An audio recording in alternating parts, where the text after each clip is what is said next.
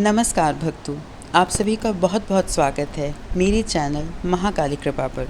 भक्तों, माँ कामाख्या वाले वीडियो पर मुझे इतना प्यार देने के लिए आप सभी का बहुत बहुत धन्यवाद। आशा करती हूँ आपको मेरी वो वीडियो बहुत पसंद आई होगी और साथ ही साथ मैं माँ कामाख्या से, माँ काली से, माँ दुर्गा से यही प्रार्थना करती हूँ कि मेरे सारे सब्सक्राइबर्स को अपना आशीर्वाद दीजिएगा माँ, और उन्हें खूब जीवन में तरक्की, धन दौलत और सुख समृद्धि दीजिएगा।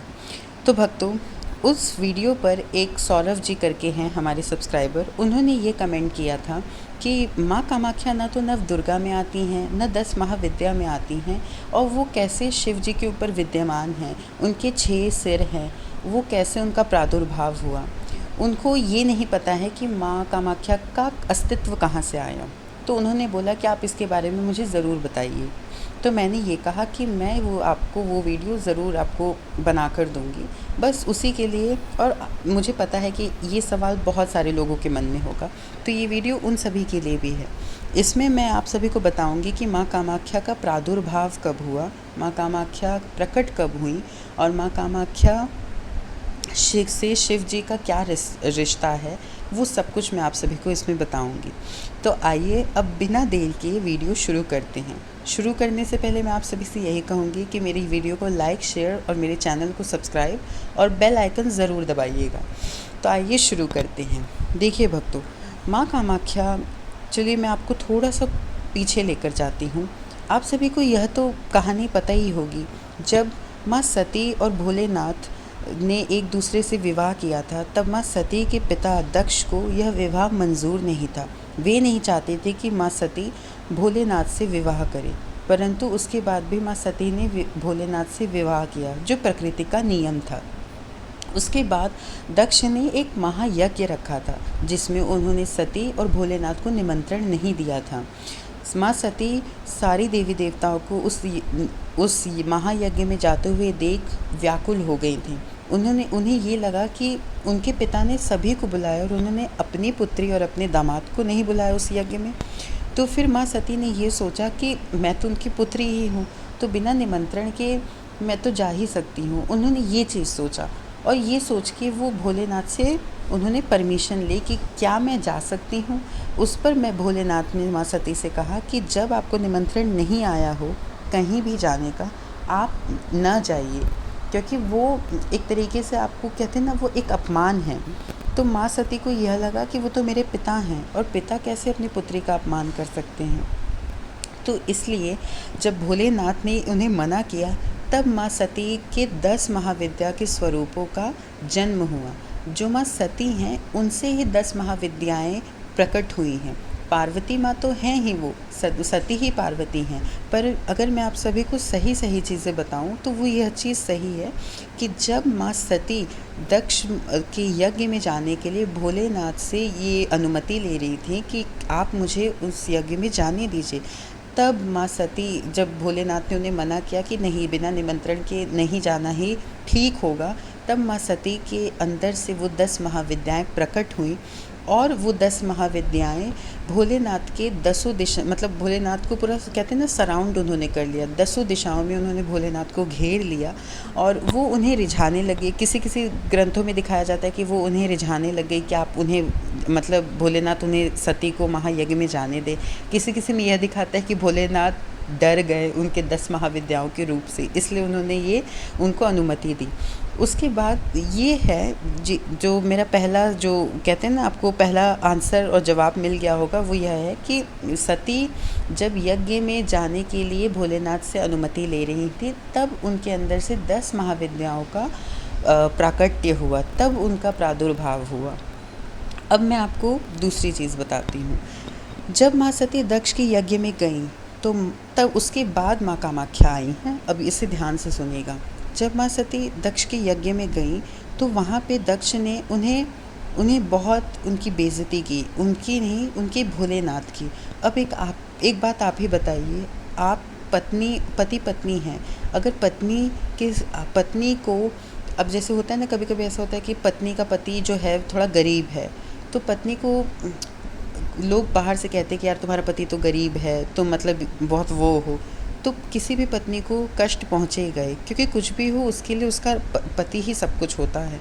तो बस वही दक्ष ने जब माँ सती के हृदय में उन्हें चोट पहुँचाई भोलेनाथ को कह के, तब माँ सती ने वहीं अग्नि को बुलाया और वहीं भस्म हो गई। और स्वयं आदिशक्ति प्रकट होकर उन दक्ष से कहा था कि क्योंकि दक्ष ने तपस्या करके आदिशक्ति को सती के रूप में पाया था, तब जब महासती वहाँ भस्म हो गई तब आदिशक्ति प्रकट हुई और उन्होंने यह कहा कि अब वो जो अब मतलब दक्ष का जो है विनाश होगा, और जो विनायक जैसे जो उनके पुत्र से उत्पत्ति होती असुरों को भक्षण करने के लिए, अब वो पुत्र हो नहीं पाएगा। तो जब माँ सती की पूरी बॉडी जल गई थी तब भोलेनाथ ने अपना वीरभद्र अवतार लिया था और भद्रकाली को अपने बाल के एक लट से निकाला था, और वहीं से वीरभद्र और भद्रकाली ने दक्ष के यज्ञ का विनाश किया था। साथ ही साथ मैं आप सभी को एक और बात बताना चाहती हूँ कि दक्ष यज्ञ विनाशिनी ये माँ का ही नाम है। अगर आपको बहुत तकलीफ़ कहीं होती है या फिर आप ऐसा समझिए आपको हिम्मत की ज़रूरत है, ठीक है, अगर होता है ना किसी औरत को कोई आप कुछ, क्योंकि ये वीडियो बहुत लोग तक जाएगी इसलिए मैं कह रही हूँ कि अगर आप कहीं प्रॉब्लम में हैं या फिर आपको हिम्मत की आवश्यकता है तो माँ के इस नाम का आप जप कीजिए। और इस नाम का जप करने के लिए आपको कोई, आप बस उठते बैठते कहीं भी कर सकते हैं, आप खाना बनाते बनाते भी कर सकते हैं। माँ का रूप याद कीजिए और कहिए दक्ष यज्ञ विनाशिनी। इससे माँ आपको हिम्मत भी देंगी और साथ ही साथ आपके अंदर वो हिम्मत आएगी, क्योंकि देखिए भक्तों, खुद को जलाना एक बहुत हिम्मत की बात होती है, सब नहीं यह कर पाते हैं। तो हिम्मत आएगी उस चीज़ से, उस नाम पे मत जाइए, उस नाम की शक्ति पर जाइए। और उसके बाद अब मैं बताती हूँ, जब माँ सती की जब उनका पूरा शरीर जल गया था तब भोलेनाथ ने पूरे संसार में हाहाकार मचा दिया था कि अब यह संसार आगे कैसे बढ़ पाएगा, क्योंकि भोलेनाथ सती के शरीर को लेके, माँ सती के शरीर को लेके हर जगह भ्रमण कर रहे थे। तब विष्णु जी ने उन माँ सती के सारे शरीर के 51 टुकड़े किए थे। अब यहाँ पे भी उनके 52 टुकड़े हुए हैं। और आपको सभी को पता होगा कि माँ सती के 52 शक्तिपीठ हैं, जो आज शक्तिपीठ के नाम से जाने जाते हैं। वो माँ सती के 52 अंग हैं। और वही में जब माँ की कॉस्मिक वजाइना, जब माँ का गुप्तांग असम गुवाहाटी में गिरा था, माँ सती का गुप्तांग जब असम गुवाहाटी में गिरा था तभी माँ कामाख्या का जन्म हुआ था। माँ कामाख्या का पहले तो देखिए, मैं आपको एक बात बताती हूँ, जब माँ कामाख्या हैं, जो वहाँ पे जो है ना, वहाँ पे माँ कामाख्या की कोई मूर्ति नहीं है। वो एक ऐसा डिवाइन नेचर है जो हम लोग, आपको वो बताऊंगी मैं आगे। पर माँ कामाख्या के उस गर्भगृह में कोई मूर्ति नहीं, बल्कि वहाँ माँ सती का गुप्तांग है, जो कॉस्मिक वजाइना है, वो वहाँ पर है। और उस गुप्तांग से हमेशा एक जल की धारा बहती रहती है, जो आपको प्रसाद के रूप में मिलता है। तो यही बात है। तो माँ कामाख्या 51 शक्ति पीठों में आती हैं। 10 महाविद्याएँ तब प्रकट हुई थी जब माँ सती दक्ष के यज्ञ में जाने के लिए भोलेनाथ से अनुमति ले रही थी। और 51 शक्तिपीठ तब हुए थे जब माँ सती के शरीर को लेकर भोलेनाथ घूम रहे थे और विष्णु जी ने उनके शरीर के 51 टुकड़े किए थे। वैसे 52 टुकड़े किए थे, पर हमारा जो हिंगलाज है, जो माँ का शक्तिपीठ है, वो पाकिस्तान में है, तो इसलिए अब हमेशा 51 शक्तिपीठ आता है। पर असलियत में 52 शक्तिपीठ ही है। जो हिंगलाज है वो पाकिस्तान में है, वो भी माँ का ही शक्तिपीठ है, और वो सबसे पहला ही शक्तिपीठ है जहाँ तक मुझे पता है। तो जब माँ की कॉस्मिक वजाइना असम गुवाहाटी में गिरी थी, वो नीलांचल पर्वत पर गिरी थी, तब माँ कामाख्या का नाम हुआ, तब माँ कामाख्या का प्राकट्य हुआ। और माँ कामाख्या द्वापर युग में आई हैं, वो त्रेता युग में नहीं आई हैं, वो द्वापर युग में आई हैं। और ये कहानी सतयुग में हुई है, जो भोलेनाथ सती को लेकर घूम रहे थे। ये सारी कहानी जो दक्ष का यज्ञ का विनाश हुआ था, ये सतयुग में हुआ था। माँ कामाख्या द्वापर में आई हैं, त्रेता युग के बाद आई हैं, तब माँ कामाख्या का प्राकट्य हुआ। जब माँ कामाख्या दर्शन देती हैं तो माँ कामाख्या इसी रूप में अपना दर्शन देती हैं, जिसमें भोलेनाथ एक शेर पर एक शव की तरह लेटे हुए हैं और उनके नाभि से एक कमल का फूल खिल रहा है, जिस पे माँ कामाख्या विराजमान हैं।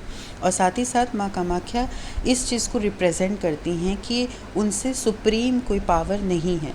जैसा कि मैंने आपको पिछले वीडियो में बताया था कि माँ कामाख्या ही महा त्रिपुर सुंदरी, बाला त्रिपुर सुंदरी, षोडशी एवं माँ काली भी हैं। पूर्णिमा और अमावस्या पर माँ कामाख्या की ही पूजा हो सकती है। ऐसे अमावस्या पर माँ काली की होती है और पूर्णिमा पे माँ कामाख्या माँ ललिता त्रिपुर सुंदरी की होती है। पर माँ कामाख्या ही ऐसी शक्ति हैं जिनकी पूजा आप पूर्णिमा और अमावस्या दोनों समय कर सकते हैं। और माँ कामाख्या हर चीज़ से बहुत ऊपर हैं। कहते हैं ना, she is a queen, she is the goddess, she is the divine feminine energy. And माँ कामाख्या जो है, जब माँ कामाख्या प्रकट होकर अपना दर्शन देती हैं तो आप ये देखेंगे कि ब्रह्मा विष्णु महेश उनके आगे बैठे हुए हैं, जो ये रिप्रेजेंट करता है कि माँ कामाख्या जो 3 गुण होते हैं, रजोगुण, तमस गुण और एक और गुण होता है, वो मुझे अभी याद नहीं आ रहा है, उन 3 गुणों को से भी परे हैं। वो उन 3 गुणों को भी कंट्रोल करती हैं, जो रजोगुण, तमस गुण और एक और होता है, एक और है, वो मुझे नहीं याद आ रहा है, वो मैं आपको कभी बता दूंगी शॉर्ट वीडियोस में। तो माँ कामाख्या उन 3 गुणों को भी डोमिनेट करती हैं और कंट्रोल भी करती हैं। कहते हैं ना कि जैसे अभी ये वीडियो मैं बना रही हूँ तो ये माँ कामाख्या ने डिसाइड किया है, बस आप ऐसा समझिए। और ये वीडियो आप सुन रहे हैं तो ये भी माँ कामाख्या ने ही चाहा है कि आप ये वीडियो को सुने। तो बस ऐसा समझिए कि जो भी चीज़, कहते हैं ना, everything is planned, God has planned everything. तो आप कोई भी एक्शन लेते हैं, आप आज सुबह 10 बजे उठे या आज सुबह आप 4 बजे उठे, तो ये भी माँ कामाख्या ने ही प्लान किया है, जिसको हम इनिशिएट करते हैं। तो इसलिए मैं आप सभी से ये कहूँगी और आशा करती हूँ कि आपको ये जवाब मिल गया होगा। और नवदुर्गाएँ जो हैं वो नवरात्रि में वो माँ दुर्गा के रूप हैं। 64 योगिनियाँ और नव दुर्गाओं के रूप को मैं अलग से एक्सप्लेन करूँगी। यहाँ पे मैंने सिर्फ 10 महाविद्या और 52 शक्ति पीठों के बारे में आप सभी को बताया है। नव दुर्गा और 64 योगिनियों का एक अलग रिलेशन है, इसलिए यहाँ पे मैंने सिर्फ आपको 10 महाविद्याओं और शक्ति पीठों के बारे में बताया है। आशा करती हूँ कि आपको आपके जवाब मिल गए होंगे। और एक और आपसे रिक्वेस्ट करती हूँ मैं आप सभी से कि अपने जीवन में माँ कामाख्या को ज़रूर लेकर आएँ। माँ कामाख्या का कोई भी स्तोत्र सुने, माँ कामाख्या की भक्ति करें। नहीं कर सकते भक्ति तो आप माँ कामाख्या का नाम लीजिए, उन्हें दिल से याद कीजिए और स्वयं देखिएगा कि आपका जीवन परिवर्तित हो जाएगा। बस अपना आशीर्वाद मुझे देते रहिए। माँ कामाख्या, माँ काली आपको अपना आशीर्वाद दें और हमेशा आप सभी भक्तों पर अपनी कृपा बनाकर रखें। अब मैं आप सभी से विदा लेती हूँ। माँ कामाख्या का स्विच वर्ड की वीडियो भी मैं अपलोड करूँगी, उस पर ज़रूर मेडिटेट कीजिए और बस जुड़े रहिए मेरे साथ और अपने जीवन को और खूबसूरत बनाइए। जय माँ महाकाली, जय माँ कामाख्या।